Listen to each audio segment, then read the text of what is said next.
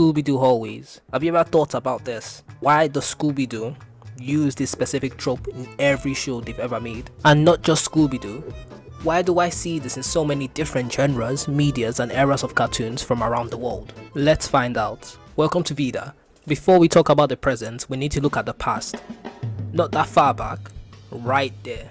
This clip is from season 1 episode 3 of Scooby-Doo Where Are You?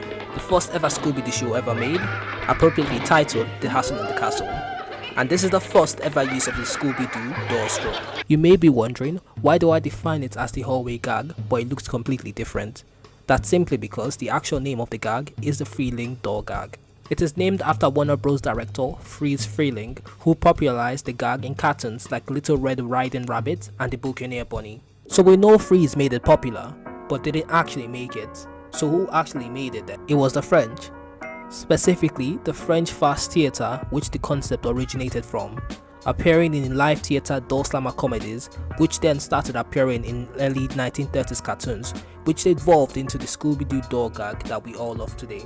So why did it become so popular in Scooby-Doo? Simply because it was funny, easy to make, and most importantly, cheap to do. Back in those days, animation was a completely different process.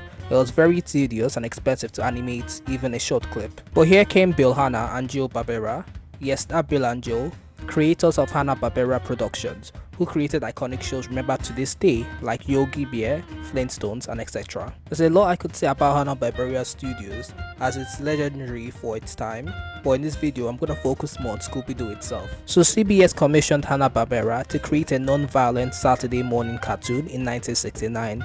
This led to the creation of Scooby-Doo itself. Because the show was for television, they needed to produce cartoons cheaply and quickly. This led them to be one of the first pioneers of a new animation style called limited animation. What is limited animation then?